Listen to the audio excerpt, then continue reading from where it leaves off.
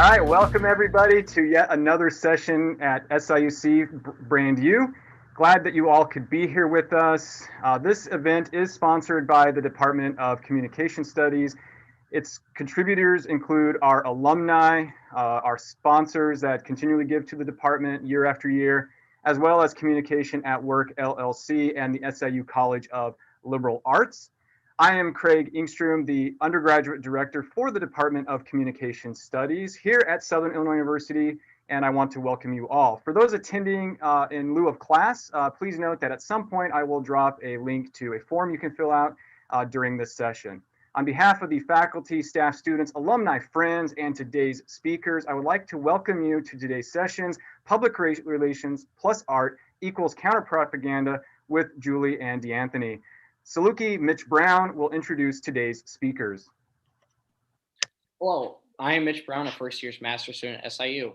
Julie and DeAnthony are PR and marketing professionals who are also co-founders of the National Millennial Community, a national organization that develops young, diverse leaders, and Counterpropaganda, an arts collective. Julie is originally from the Netherlands and raised in Spain. She received a degree from Brandy University in Business and International and Global Studies. Julie is currently a strategist at consultancy Sylvan Labs and prior at advertising agency Droga 5. In her time as a strategist, she has worked on the brand and business strategy of a variety of different brands, from luxury brands like LVMH and mass brands like CoverGirl and Amazon, and nonprofits like the YMCA. She specializes in identifying why and how a brand or organization should show up in the world and doing it in a way that consumers genuinely want to engage with. She has shared people-centric strategy approach in a variety of talks, including most recently on how to hack the unhackable Gen Z. DeAnthony Jackson is a graduate of the University of West Alabama with a bachelor's in integrated marketing communications, where he served as SGA president. He received his master's in public relations from the University of Southern Mississippi, where he served as the general manager of the agency, a student-run public agency. DeAnthony is a digital influencer strategist at MSL Group in New York, with prior experience from Edelman, BCW Global, and Weber Sandwick. He specialized in digital engagement strategies and content development, paid advertising, and influencer marketing. He has led digital brands and influencer initiatives across a variety of lifestyle, consumer, health, and wellness brands. Please welcome Julie and DeAnthony to SIUC. Hi, thank you so much for having us.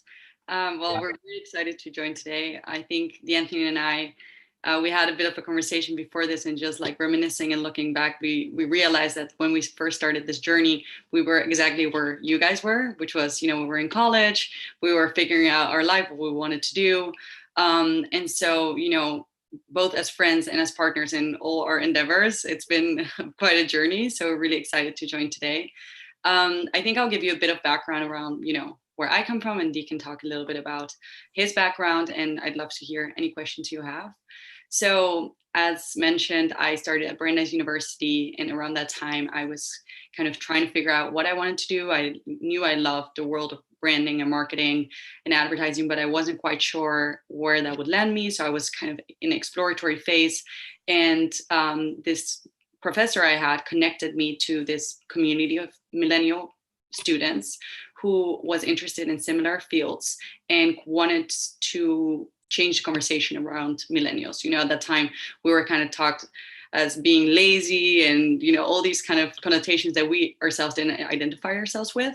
And so we became part of this collective, which had two purposes. So we wanted to change the conversation about millennials by talking to corporate America and these brands, but also learning in the process and kind of figuring out what our career would be. And so that's how DeAnthony and I first met at one of these trips. And since then, as mentioned, we've been working on the National Millennial Community. We've kind of developed our own careers in the meantime, and also started this collective called Counterpropaganda, which we can tell you also a little bit more about. Yeah, of course. Thanks, Mitch, for the introduction. I'm so excited to be here. As Julie mentioned, I think the core of our, connection kind of started as, from a friendship. In college, I was in graduate school when I was introduced to Bill Amata, who's a PR executive, CEO and founder of IW Group. And, I just started to, I spent some time with him, telling him what I wanted to do with my career and, asking him questions about his experience as a young professional going and being more successful in the PR industry. And what happened was, 2 weeks later, because I took that initiative to talk to him and network with him and his team, he reached out to me and he was like, "You should be a co-founder of the National Millennial Community," and which is how I met Julie, I think for the first time, just like this through video chat and then in person a couple of weeks later. And, kind of went from there. And then we just, stayed connected. And it just went up from there, and it's been a great ride. National Millennial Community has opened so many doors for both of us. And then Counterpropaganda, which is something we started together, we'll talk about in a second, is just like really showing like the power of networking with the folks that you meet, staying connected with professionals in the industry, and just staying connected and building those relationships. So I'm excited to be here, and I look forward to any questions that you guys may have, and I'm happy to answer anything. Yeah, so this is mostly going to be a Q&A session for those who may not have, dropped in or may have dropped into the earlier sessions where there was much more of a formal presentation. This one we wanted really because, these are your peers. They're just into industry. They're doing great things. So make sure that you raise your hand if you want to get, on the call and ask your question with your voice. Otherwise, put your questions in the chat. And I do see a question here from Maggie. She'll start us off. Hi, my question's to Julie. I'm Maggie. I'm a senior here at SIU, and I'm in communications, public relations. My question to you is, being from such a diverse cultural background, do you recommend it to us students to educate ourselves on different cultures and to take the initiative to be open and willingly to learn new things and how they can help us in future negotiations? Totally. I mean, I think it's so important. When I first came here to the States, I had a bit of a different mentality. Obviously, I was from a different country. I didn't know much about the culture. My English was not that great. And so what I was trying to do at the very beginning, which I think is something a lot of us do when, we have a different background, we're trying to assimilate in what feels like the way of doing things. I was trying to kind of become part of that culture, get those traditions. But, after a while, I realized, no, it's not really me, but also there is value in having your own perspective and learning different perspectives and different cultures, because ultimately, I think even in my job and in what I do every day, that's what I bring most value with, is this different perspective and this outside perspective. So I think, one of the things I maybe regret doing too late in the game while I was in college was bringing more what I knew to be from different cultures and different perspectives, and encouraging my peers and people around me to learn more about it as well. So I would say, like, definitely that should be something you should keep doing, and it's going to bring you so much value you don't even realize in your work, but also in your life. Thank you. Yeah, really nice question, and thank you for that response. Again, feel free to ask your questions. This can be related to anything regarding their Counterpropaganda art collective. It can be about the public relations industry. It could be questions about, how they got started in their career, a little bit more details there, challenges that have come up, things that they're facing in the future. I mean, the possibilities are endless here. I do have a question in the chat that seems to be around, just general well-being. So how are you all adjusting to COVID? You want to take that, Dean? Sure. COVID has been, interesting for all of us, whether you're a student, you're a professional, whatever it may be.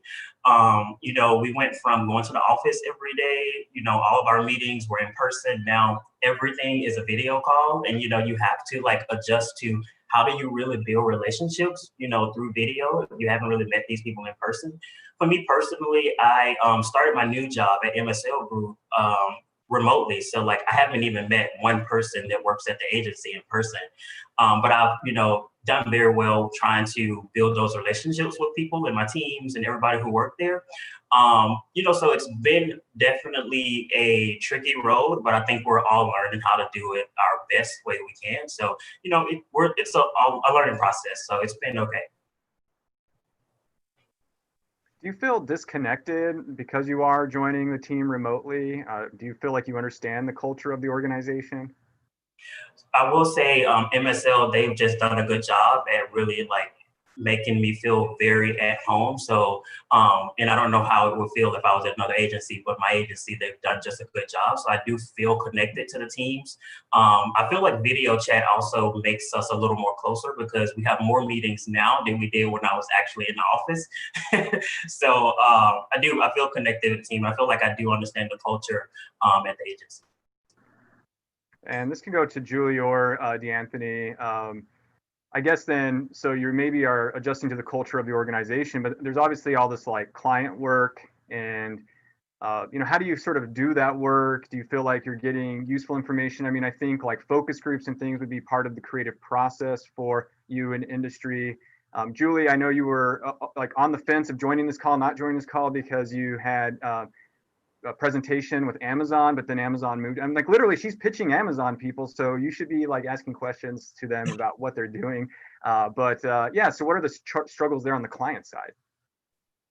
Yeah, I would say that's been quite an adjustment in the sense that, all these research tools that we were so used to and were kind of like standard have had to change and evolve completely. So I think at the very beginning, it was like a whole rethinking of how we operate as an organization, but especially how we do these types of research things. So we've developed a whole new set of tools, and I think it's been a new opportunity for us to also show our clients how our creativity doesn't just go into our work, but in the way we approach some of these questions when we're completely working remotely. So before this project, I worked on WhatsApp, and we had to do global research for youth, and I had to talk to kids in all continents virtually. And it was quite the experience. But at the same time, I've also noticed a shift that has been good with this evolution, which is that it seems like a lot of people have humanized it a bit. It feels much more, people are more open-minded, more accepting of, all the struggles that we have in this time. And so I think I've had the opportunity to get to know my clients much better in a different light in their homes, in those settings, but also do research in all these new ways that I might have never tried before. DeAnthony, you want to say anything to that or just move on to the next question? Give me a thumbs up. Let's move on to the next question. All right, perfect. So great question. Now they're starting to roll in. So there's really some good pertinent questions that I think relate to you all as millennials. First off, Janaya Gasson asks, what did you expect when you first went into the field of communication, and did your expectations change? Were you sort of caught off guard and what you had learned in the classroom didn't align? What's going on with that? Yeah, so I can go first. So I specifically, I think when I joined my first agency, right before the things that we learned a lot of the basics of PR, and we did a lot of research and we worked with clients. And I know in my bio it mentioned that I ran the agency, which is a PR agency ran by students on my campus. I think I was just excited about what PR could be, and I didn't realize how many different avenues and industries that PR kind of covers, and communications, of course. Like by watching different things like on YouTube and TV, you're thinking like you're gonna be like always working with like big time celebrities and doing all these different things, and that is an option, of course. But I think for me, that's what I was always expecting. But when you first get into your career, you have to build a career from the ground up. So you have to know when you're jumping in, you're going to be doing a lot of tedious work. They're going to be asking you to do X, Y, and Z. And mostly it's not because, they're trying to, these teams or agencies or wherever you end up working first are trying to just like bully you in your job, but you really have to learn the basics around PR and communications. So you like take it in, when you get there and whenever you start your job, like take it all in and just, go for it from there. So I would say the difference was, I was looking for this big grand thing, but you really have to build your career to get to that point in life.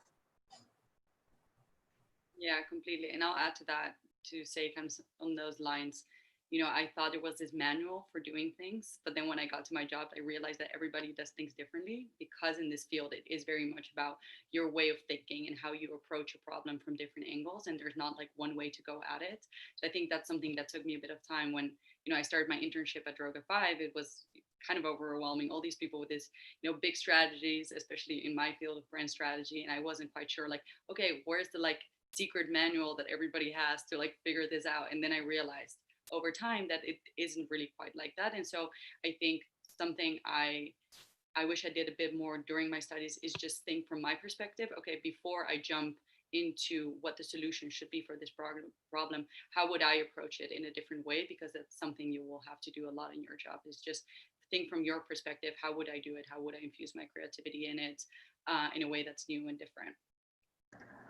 Excellent responses. Thank you for that. Valuable insights.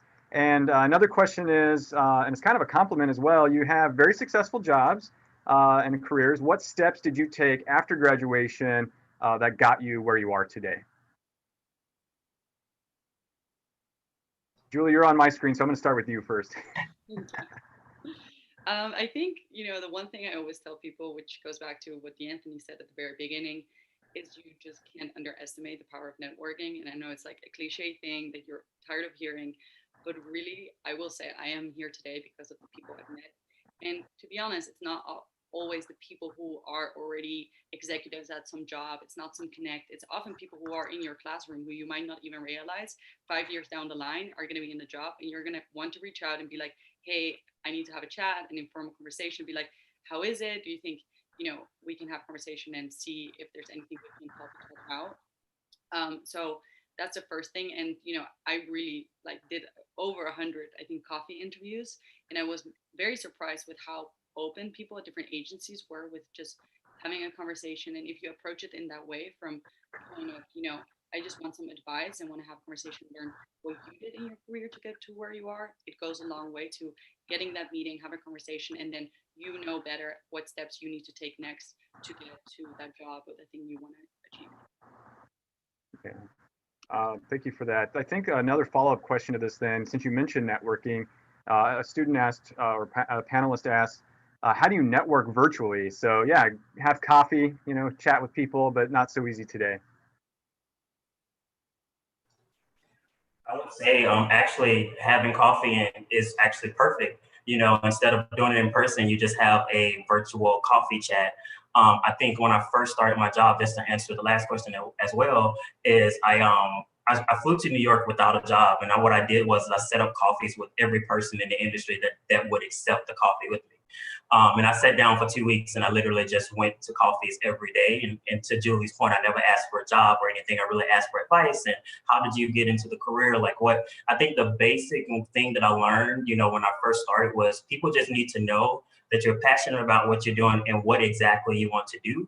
Because that way, when they know that, when an opportunity comes up, you're one of the first people that comes to their mind. It's like, oh, I met this girl or this guy who wants to work in sports PR. There's an internship available. And once you start spreading that news and telling people, your name just kind of floats to the top every time they hear about an opportunity. So definitely take advantage of virtual coffees and, talking to people and chatting with them, asking them questions is always the best route to go. That's awesome. That's good to know. And I always tell students in courses that while you're a student, it's the best time to be reaching out to people, because, professionals usually will give to a student. If you're like, hey, I'm working on a class project, even if you're not, just kind of say that.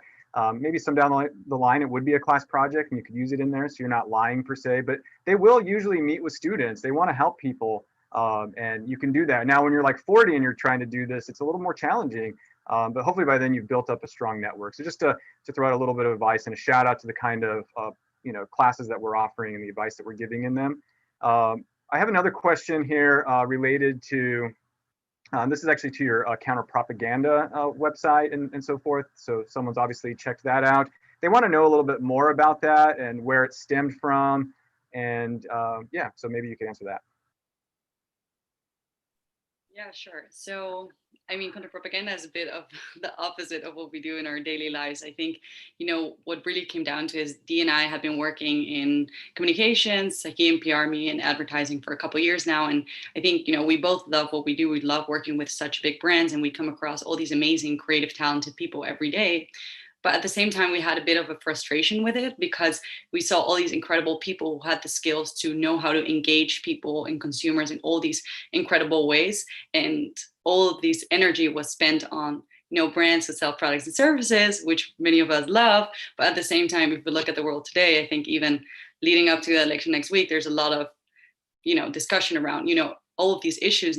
that are important, whether it's about voting, about climate change, all of these things need to be discussed more and need to be in the conversation more, but they often aren't because they aren't presented in a way that we want to engage with them.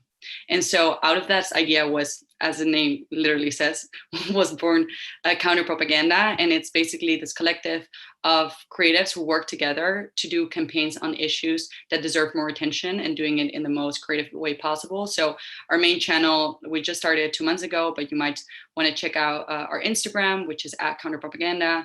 And we're working with outside influencers, with brands, to kind of see how we further evolve this new approach to activism. That's awesome. Yeah, you should really go check out that site. Like, I mean, you could probably tell I'm not the most creative. I'm wearing like a little vest here. So when I saw that, I was like, this is a really cool stuff that they're doing. So I really recommend, especially if you are creative and you are in PR, you should go check that out, or marketing. Just to kind of see how like a side thing can keep your fuel. And that's how I kind of read that website. So check that out. I have another question related to careers here. And there's two parts. The first part is the industry growing as quickly as they say? So if you look at like the Occupational Outlook Handbook, it's going to say, you know, PR is going to grow by like 10% or something like that. First off, is that accurate in your mind, what you're seeing sort of in industry? And then the second part of it, just to get that in, is do you think it's better to go with agency or in-house? I'll throw it out. Yeah, go ahead. Of course. So I think the industry definitely, you know, is growing. You know, we've seen like a lot of cuts because of the pandemic, of course, like pretty much any industry. But before, you know, every agency was hiring, you know, across the board. And now a lot of agencies are picking up now hiring again, you know, following the whole pandemic. As far as the second part of the question, you know, I don't really know which one to start, but by my experience working in the agency world, I feel like you really learn a lot of skills. You know, you meet so many people in agency, and most people who I know who switched over to brand started in agency first. They worked in agency 5-10 years, and they realized from having their relationships with their brand clients that they wanted to work on the brand side. So I feel like as, you know, an agency person, you kind of get that brand experience, you know, so like starting at an agency would be like a good route as my recommendation, but I do think either way is fine, but I feel like there's more opportunities in agency.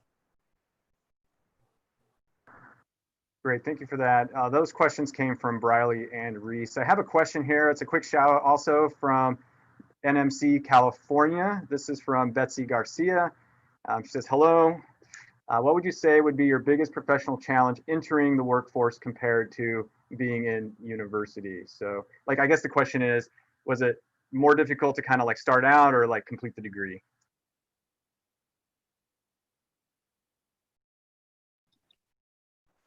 I don't really know, Julie. What's your thoughts there? Which one was more difficult for you?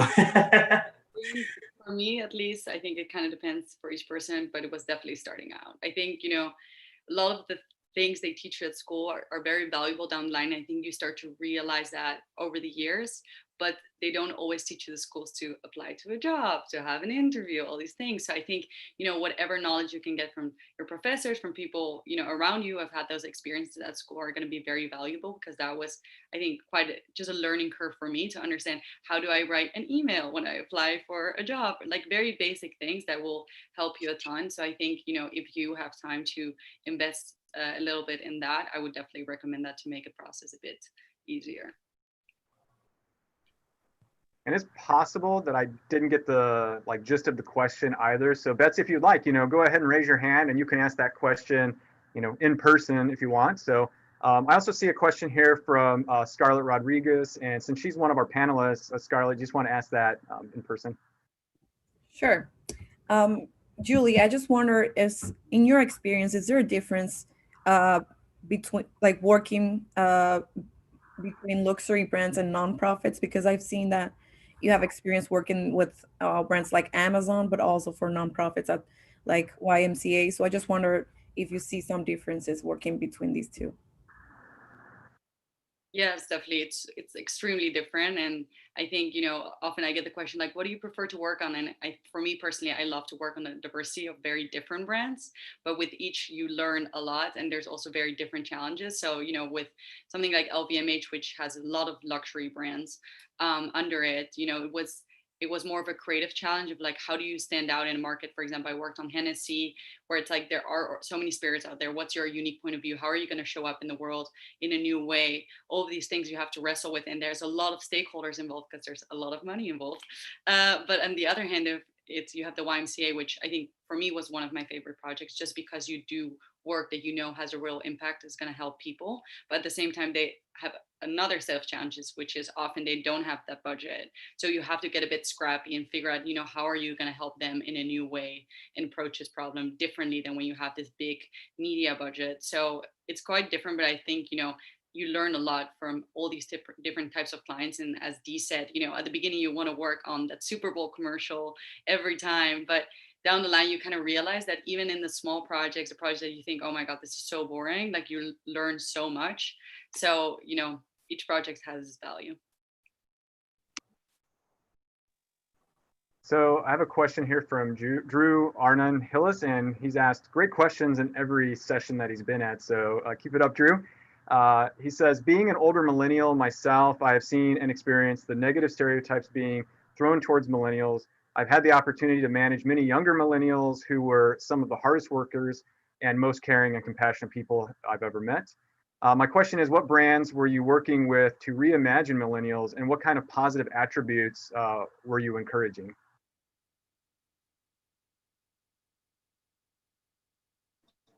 D'Anthony just like muted his mic. He's like, not me.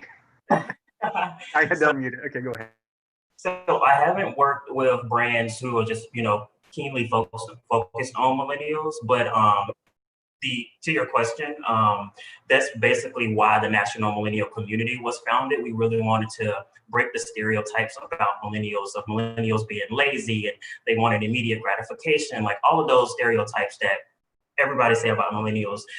Bill Amata, who's the founder of IW Group I mentioned earlier, he was the reason he connected all of these students, for the National Millennial Community. And as an executive, he would look at us and he'd say like, I'm hearing about all these stereotypes from these executives, but the millennials that I'm meeting are very smart and they're ambitious and, they want to do good in the world. So like, let me put these smart people in front of these executives. So, with that, together, we've been able to sit in front of like pretty much every big brand you can name, from NBC to eBay to Google to the Warriors. We flew out to San Francisco and we got to sit in front of the head of, chief communication officer to talk to her about like what we want to do as millennials and, how, we want to be presented in the world versus these negative stereotypes. So I haven't worked on brands who focused on that, but I've had an opportunity through the National Millennial Community to kind of like guide that point of view. Yeah, I just want to say that if you are in the public relations industry, and probably a lot of other industries, you really should be following Bill Amata on like LinkedIn, always sharing like really great stuff. And he's an individual that just like you hear the name of in other industries too, like super respected. And I just want to say, sort of as a shout out to our department again, we have cultivated relationships with the National Millennial Community, with Bill Amata. And we have students from Southern Illinois University who are part of the National Millennial Community, as well as alumni of it. So yeah, join the Department of Communication Studies, and maybe you'll be one that will be referred to this amazing network of folks. So let's go ahead and go back to the chat here. It's kind of a old school versus new school, and I think maybe I'll frame the question a little bit just from an instructor's point of view, because I think, when I think old school, I'm thinking like ability to write really well, be able to write using AP and those kinds of things is maybe a little old school, but super important. But obviously there's this like shift to digital, and almost like nowadays you have to kind of be able to do everything. And the fields of PR, marketing, digital media are all sort of like merging together. So the question from the student, it comes from Jacob Williams. He says, when it comes to PR today, how much of your job would you say relies on digital social and how much on old school? Well, so my job is I'm a digital and influencer strategist at a PR agency. So pretty much all of my work is digital, and I'm working with influencers 90% of my job. But our agency is integrated. So you have digital, you have influencer, you have PR, traditional PR. So it's kind of 50-50 depending on the campaign or what we're working on for the brand. But most of the work is heavily dependent on digital and social media. Julie, you want to say something? I feel like it's becoming a conversation between DeAnthony and me. Yeah, sure. I mean, my job is a bit different just because I don't work in PR. I work more, in advertising agencies and in a world of, brand strategy. But in that respect, I would say, it's always a bit of a mix. Like, I'm still surprised how much traditional work we did, especially at a place like Droga 5, which was known as, this very innovative, big agency, but still a lot of our work was based on like kind of these traditional things. So I would say, it has been quite of a mix in my experience. And as DeAnthony said earlier, like even knowing the basics will already get you far, because I think sometimes we kind of rely on the things we already know. And I think our generation, we know digital, we know social very well. But at the same time, having some of those old school tools at your disposal is really going to differentiate you in really having this variety of ways you can approach a campaign. That's great. And I think this might lead into some of the like strategies then that what should students be thinking about. Tyson asked, as a first year public relations major, what advice would you give him for the remainder of their undergraduate career in terms of goal setting, networking? I mean, even some classes that you might, suggest taking. I will start with Julie. Why not?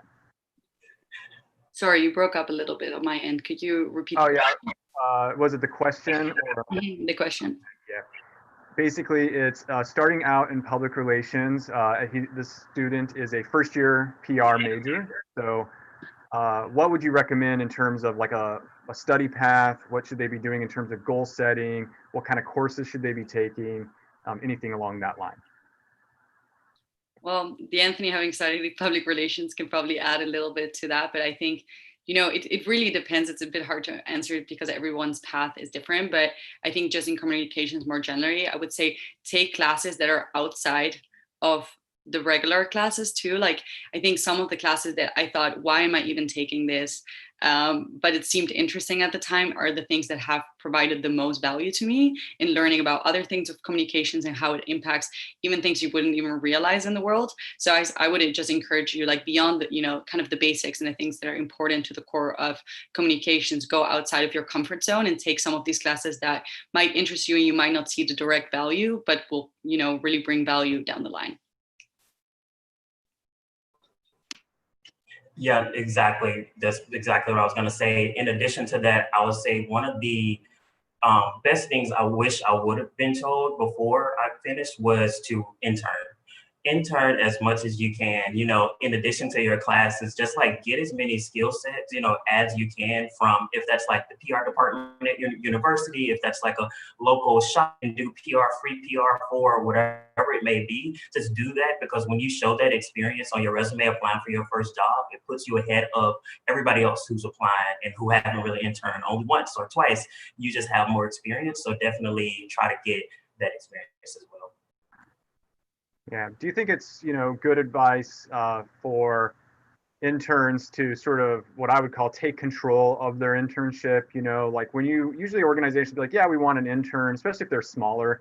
And then sometimes don't really know how to like use them. So I'm always advocating like, look, you go in there, don't overstep boundaries and stuff, but, work on some projects and bring it to people, sort of on the side. Don't like, share it unless they have permission, but like start doing some things on your own and bringing it to your supervisor, and they might then recognize ways that they can use you better. But I could also see where there's a downside to that, where you might come across too pushy and stuff. So what would you say? To what degree should you kind of control your internship? Yeah, I feel like, there's a different approach. I feel like you should get a feel of wherever you're working at, if that's an agency, whatever company it may be. And if you just say if you have like a direct manager who you feel very comfortable with, if you come up with a cool creative idea, kind of present it to them and ask them for their advice of how you should present it to whoever else it may be within the team or the agency. Most times interns who take that initiative, those those people who work at whatever company it may be are going to be super excited, because a lot of times younger people just come up with ideas because we're doing this work every day and it kind of becomes stale and kind of become remote, you know what I mean? So like we look for ideas, outside ideas. And a lot of times interns just bring that fresh perspective. So I definitely say take control, present those ideas, just, get a feel of who you're working for and, your manager, and then start with them first. And then most times they can guide you in the right direction. Great. Totally.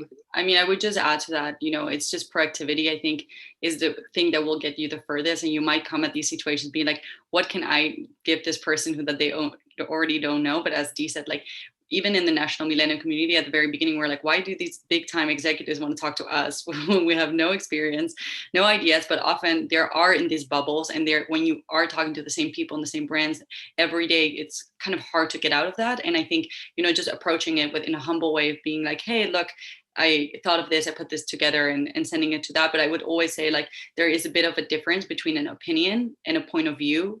An opinion is just, a thought that you have, some way you have to approaching it, but a point of view is well researched, well prepared. And so I think it goes a long way if you come to someone with some preparation, be like, I put this together, this has been, I've researched it a little bit, I've looked into this, because that's when you can start to provide real value, versus coming just with a thought, because not that your manager won't appreciate it, but they often don't know what to do with it. So it's just basic, but like, always put yourself in the, in that person's shoes and be like, okay, what can I do to provide value? And sometimes they might take it, sometimes they might not, but that's really what's going to take you far in your internship. Great. Thank you for that. So what would you say are like some great ways to learn, how to be a better, use influencer strategy better, to be better at social strategy? Obviously you could take courses, but what are some of the other ways you could learn these things?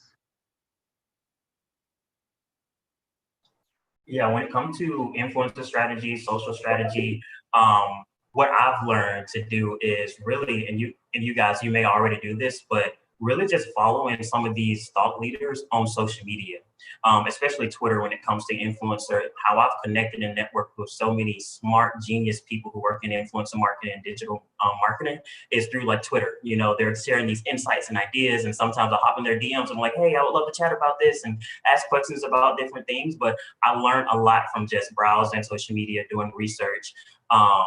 Yeah, that's pretty much what I typically do. Yeah, so don't just watch what they do, watch how they do it and learn how they're doing it. Yeah, that's really sound advice. Are there any other questions out there? Raise your hand if I've missed something.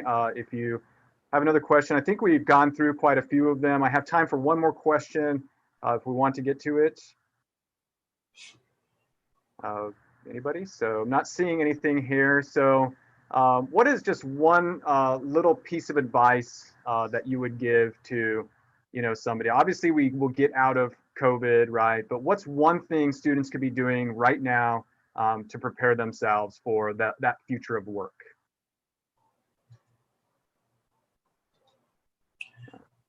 One thing. Yeah, maybe one thing, or maybe it's two things. I don't know.